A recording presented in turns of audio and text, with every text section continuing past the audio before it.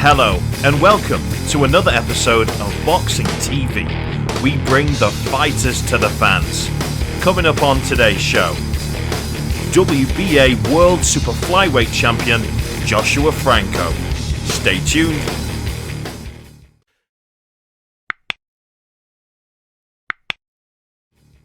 A massive welcome to my next guest and current WBA Super Flyweight World Champion, Mr. Joshua Franco. Joshua, how you doing, mate? You well? Good. How are you? I'm better for seeing you, mate. Yeah, not too bad. I've seen your cute little dog there, Junie. Is he Junie?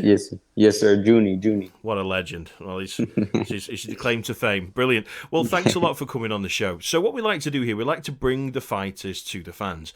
And rather than just the brawn, butch way of interviewing you as you would normally, we just like to really get to know the person and understand, what's behind the gloves. So, Yes, sir. Really starting from the very, very beginning, what got you into boxing? Well, I always watched boxing when I was a kid, and I always wanted to join, but my mom never wanted me to join. And then when I was 13 years old, she finally let me go to the gym, and ever since then, my dad took me, and I never stopped going ever since. I've kind of, don't get me wrong, Joshua, I don't just jump into this, and I do a lot of research on you first. And you wanted to box before 13, didn't you? And your dad, why 13? One day in middle school, I got in trouble, and my dad wanted me to be disciplined. Keep me out of the streets with with the bad kids. So that's when he took me to the gym, and ever since then, I knew I had love for the sport. Fantastic. And like I say, you've got some hell of a scenery there in the back. Talk us through them belts behind you. Yeah, well, I have the WBA belt, the world title, and then I have the youth WBC silver title, the WBA international, and then I have the NABF belt. Brilliant. I take it you want to add to that then as time goes on. Of course, this is just the start. Yeah, absolutely. So let's take you right back. So back in the amateurs, you're 13 years old. You started boxing. What were you like at first? Were you any good? Were you anything like me when I started boxing and I couldn't even do anything with my left hand? I mean, talk us through that a little bit. I was okay. When I first started, I wasn't the best. But I just felt like I had that natural talent, not natural talent, but just the natural, when I was shadowboxing and stuff, I caught onto it quick. Brilliant. I think it took me about 6 years to learn my left hook. All back there, don't get me wrong, I'm a few weight divisions heavier these days, but yeah, miss it a lot. But so, what was your kind of first boxing memory then? What's the first thing that you remember? I remember sparring for the first time, and it was actually sparring without a headgear.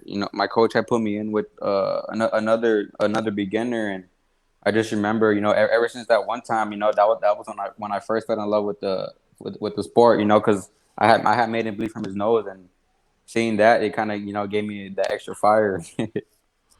Brilliant, absolutely brilliant. So, let's talk about you and your professional career. In fact, before we even do that, let's talk about what you achieved. What did you achieve in the amateurs? In the amateurs, I didn't have a big amateur pedigree, but I had a couple world ringside tournaments. I had the USA Nationals. I won. I didn't win those, but I got silver in that twice, and then I went international one time to Poland, and I won the gold medal in Poland. And I won the outstanding boxer award of the whole tournament. Over here, over in Europe. Yes. Well, not over yes, here. Sir. I'm in England. Yeah, Poland's in Poland. quite a way away, but a bit closer to home. Fantastic, brilliant. Yeah. So, talking about kind of what you did, you growing up when you were a kid. So, talk about kind of when you're growing up. Where are you from? San Antonio. Yes, sir. From San Antonio, Texas. Brilliant. I come over to Houston a lot. Nice, and commentate nice. over there. Nice. Looking forward to going back again. So, talking about your pro career, so I'm right in thinking, hopefully anyway, you were 14 fights in, unbeaten from the start. An incredible start to your pro career. Yes. You were, of course, but we'll get to that in a second. What do you feel? So that transition from the amateur scene to the professional scene, in that first 14 fights, what do you feel is the most valuable lesson that you learned in that first 14 fights?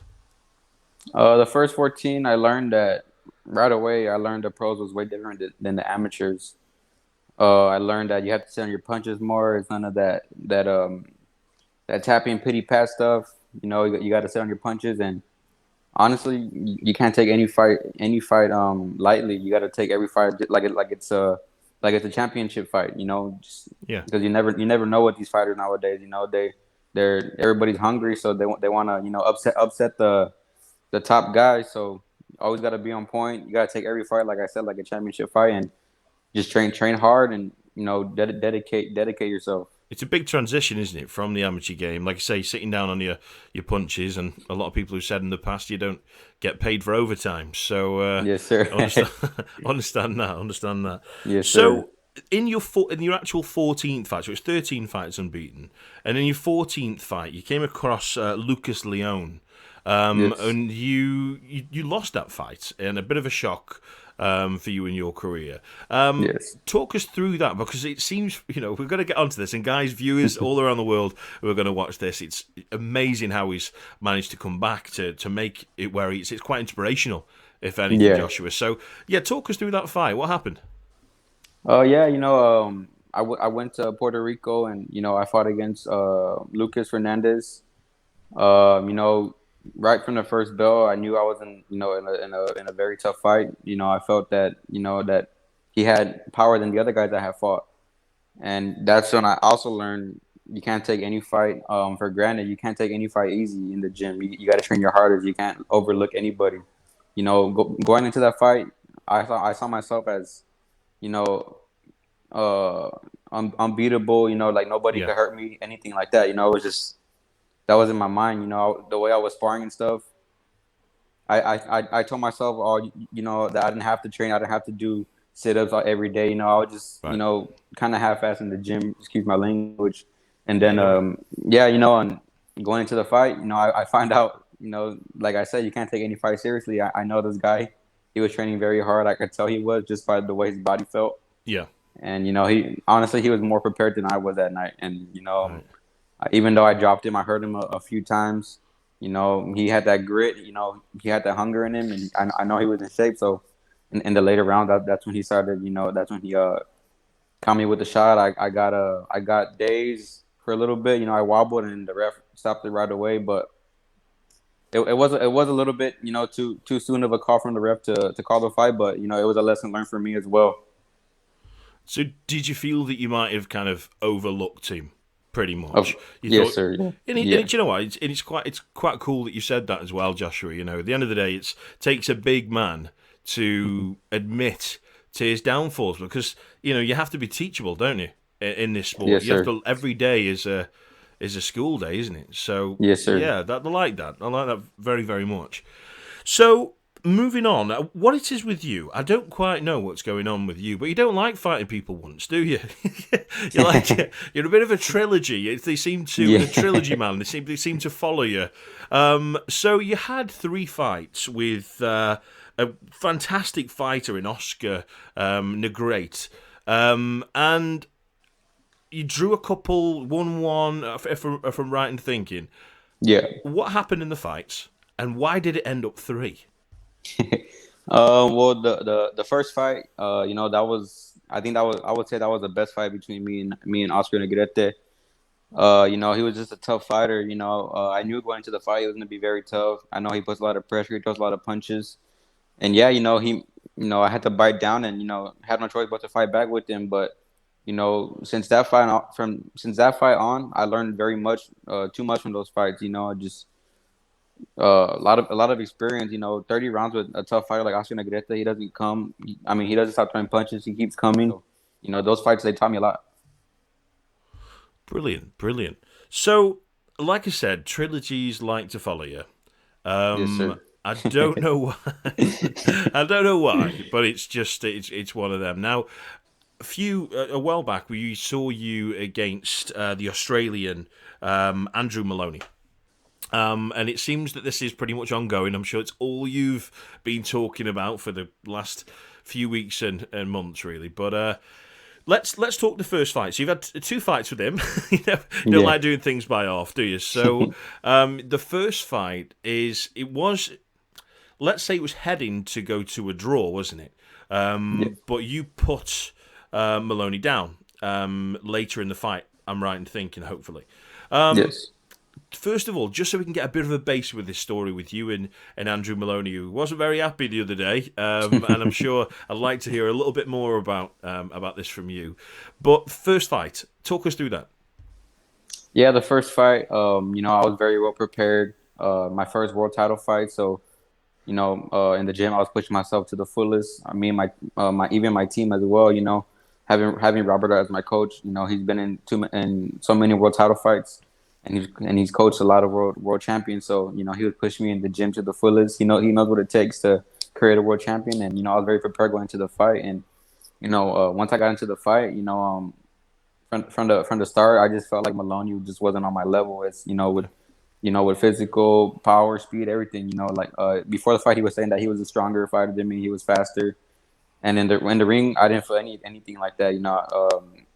It was just because I was just so much in shape. I had great sparring partners. I was training hard, so I knew as the fight went on that he wasn't gonna be able to keep up with me in the 12 rounds, and even my corner was telling me that I was a way stronger fighter than him.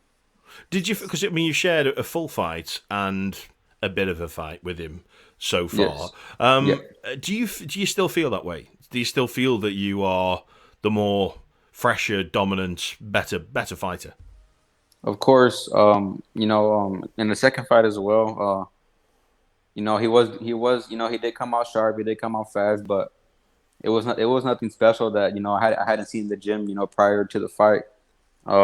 I had great sparring. I was sparring a lot with Azat Hovhannisyan, and he's one of the toughest fighters I've ever sparred. And even with the big gloves he has on, I felt his Yeah. power in the sparring. So, I had great sparring in that fight. And once I got into the ring with Maloney, I knew right away it was going to be the same thing.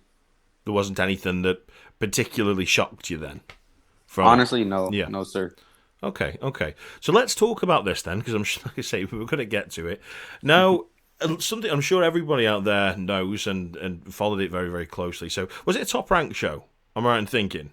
Yes, sir. Yeah. Yes, sir. So you were there with Bob Arum. Bob Arum was also a bit annoyed, but we'll get onto this. So the first round, was it the first round? The lot. I honestly, so I'll tell you what I think, and I'll just be honest. We're going to be friends, I'm sure, for a Yes, long sir. time Yes, sir. now, and I'm going to be straight down the line because otherwise, that I commentate all around the world, and Yes, people sir. know me for being straight and honest. Yeah. I didn't see an headbutt. I didn't. So I'll be honest, but let me just talk about it, and so we can educate the audience to what happened. hmm So it's come out first round, landed a few jabs, and what's happened is your eye is out here, isn't it? It was really Yeah. bad eye, Yeah. closed, and the fight was stopped. hmm Following the fight, the officials took something like 27, 28 minutes live on TV to Yeah. watch back on almost like VAR, like it is in football, Yeah. the instant replay back for 27 minutes. Yeah. Honest question, straight down the line. If you were on the opposite end, would you think that maybe they were doing that to try and find something? I think you're with me. Why does it take Yes. 27 minutes to find a headbutt in a one-round fight? Honestly, I don't know. I was thinking the same thing when I was waiting in the ring. I was just, thinking to myself, what's taking so long? I wanted, the fight was stopped, so I wanted to just go back to the locker room already and, just get out of there because just the way it was stopped, it was a headbutt that stopped the fight. I mean, but people are saying that it was the jabs that he was landing, strong jabs or whatever. Honestly, I didn't feel nothing strong enough to make my eye get that big. It was a headbutt. Yeah. It was a Yeah, mess. So you tell me though, at what point because I couldn't see it. I'm just being straight with you. yeah, But it might be on the blind side of the camera. These things happen, in it's a fight game. But what yeah. happened? When did this headbutt happen? I know it happened sometime in the first round. I don't remember exactly when or exactly when it happened, but it happened a few times that he headbutted me, and then maybe after that. the jazz might have made it worse or something. Who knows? But it was a headbutt. So definitely sticking to the headbutt thing. Fair enough. Yes. Fair enough. And what happened then is Bob Arum really spit his dummy out, if I'm being honest, kicked right off that it took that long, saying he's never going to go to Vegas again. And this, I mean, there's some strong things said there. But you must admit, 27 minutes, 28 minutes, it's a bit long, isn't it? God knows what happened there. Yeah, it was really long. Maybe they were trying to kill time for TV. I don't know. Who knows? Who knows? But I mean, it was a long time. Okay. Almost 30 minutes just to get the decision going. So it's kind of a no contest, wasn't it? Pretty much in the it was no decision. Do you feel that was a fair decision? I feel like it was. I mean, when I won the title, I went into Top Rank's backyard and against their fighter, I dominated the fight, even though the scorecards were closer. I'm the one that earned that title. When I first earned it. The second fight went on for only 2 rounds and stopped because of a headbutt. I think it was a fair decision. No contest. There was not a winner. There was not a loser. It was just no contest. So, I mean, nothing serious. I'm sure we're gonna meet again.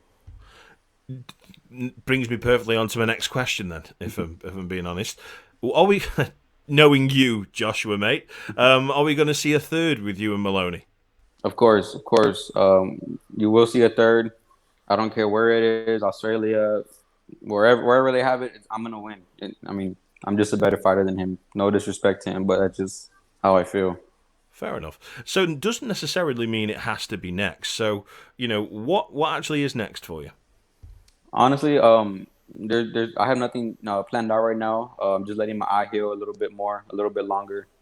And once the doctor gives me the okay to start training again and stuff, I'm gonna talk to my manager and Robert and see whatever they have to say for me. So you're right. I will show the audience, of course. Bless your heart. Your eye was really, really bad. What kind of damage did you get from that? Was there anything long lasting, or was it just a case of a really bad black eye? Yeah, it was a little fracture that I had on the lower part of the orbital or something like that. Orbital fracture, something like that. But the doctor had told me. I mean, it was nothing serious, just to ice it and let it get better on its own. We like orbital bones over here. Cal Brook has broke about 12 times. Bless. So there's some really big names in your division. Alongside you, really. So you've got the likes of Estrada, Rungvisai, Chocolatito, some absolutely brilliant fighters. Who do you feel? Probably the fairest way of saying it is, who do you feel is, apart from yourself, the best fighter in the super flyweight division? I would say Chocolatito's, the best fighter right now. He's the toughest. He still has a lot in the engine. He has great skills. He has a great IQ. I mean, I would say Chocolatito is the best fighter right now. Okay. And if you could choose your next opponent, let's say you had a magic wand, and who would you choose? I would choose Chocolatito. I feel like, that would be a great fight for both of us, for the fans as well. And, right now I want to fight the best. I don't want to wait or get any tune-ups. My time is right now. I feel really strong right now. I feel like I'm hitting my prime, so I want all the best already. Fantastic. Brilliant. Well, like I said right at the start, Joshua, you're going to love this. We like to do things a little bit differently here and open that book and find out really what is behind the glove. So we're going to play a game. It's time to get to know Joshua Franco. Joshua, are you with me, mate? Yes, sir. Let's do it. Let's go. First, believe me, I've done some crazy stuff with some amazing fighters, and you seem a lovely lad. So let's have a look. So first of all, we've got a quick fire round. You can get to choose one or the other. Are you with me? Yes, sir. Okay, here we go. Sweet or savoury? Sweet. Not for me. Not for me. Lord of the Rings or Harry Potter? Harry Potter. Oh, come on. What's going on here? Right, okay. Joshua or Fury? Fury. Okay. WBC or the WBA? WBA. I wonder why. I thought you might say that. One for the dads. Lights on or lights out? Lights out. Oh, okay, fair enough. Singing or dancing? Dancing. Come on then, let's have a look. I'm okay. Yeah, it's all right. I'm used to doing this daft things anyway. Yeah. Right, so you've got a choice now. Would you prefer ears for feet or feet for ears? That's a good one. Have a think. So these have got to be on your feet. Yeah. Or they've got to be on your ears. I would say Ears for feet. Ears for feet. Ears with feet. It'd be a bit horrible to walk on, wouldn't it? Yeah. You'd have to hear people kind of just Jackie Chan them. Yeah. Okay, I'm liking that. Going back to boxing, who is your number one pound for pound boxer ever? Ever? I would say Mike Tyson. Talk me through that. Is he good enough to be the best ever? Well, I just that's one of the fighters I grew up watching a lot, because of my dad. So I've always been a Mike Tyson fan. Okay. Yeah. Fair but enough. A lot of people him. love him, and to be honest, I do as well because I was a shorter fighter, and you can't miss Mike Tyson if you're a heavier, shorter bloke. But I'll tell you what, while we're here, what did you think of the fight between Mike Tyson and Roy Jones Jr.? I mean, it was a decent fight. They couldn't go all out, which I wish they could have. But even though they're a little too old, they still signed up for the fight. So why not let them go all out? It seemed like it seemed like Tyson wanted to let his hands go a little bit more. He was throwing a little bit stronger shots. It was a decent fight. Joshua, I'm going to go straight down the line with you. I thought it was absolutely pants. I did, honestly. I thought it was terrible. And I've got to be careful because I know Roy well, and I know his team. But I thought it was crap, honestly. And that's the first time I think I've ever said that.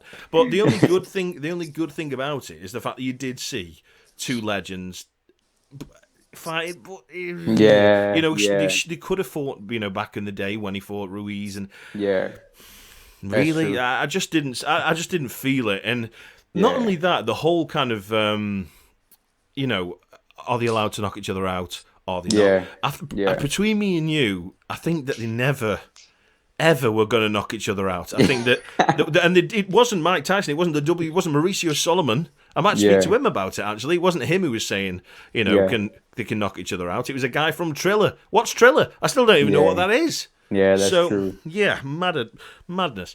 Now you've come from nothing, and you're now a world champion, which is just amazing. And I just want to say a massive congratulations to you, Joshua, mate.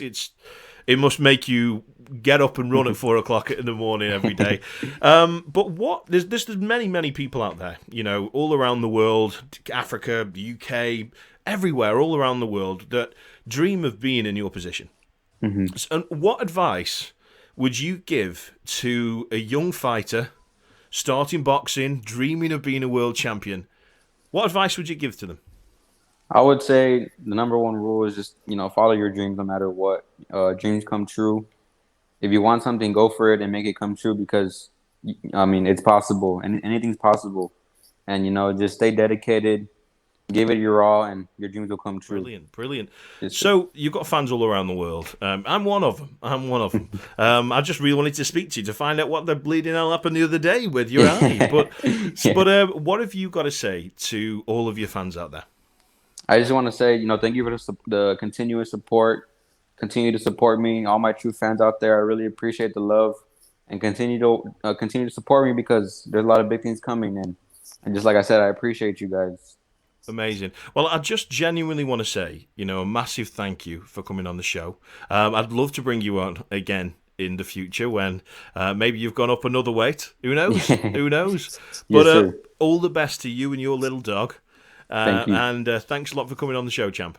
Yes, sir. Thank you for having me, sir. And it was great talking to you, great talking boxing, and I really appreciate you for reaching out to me.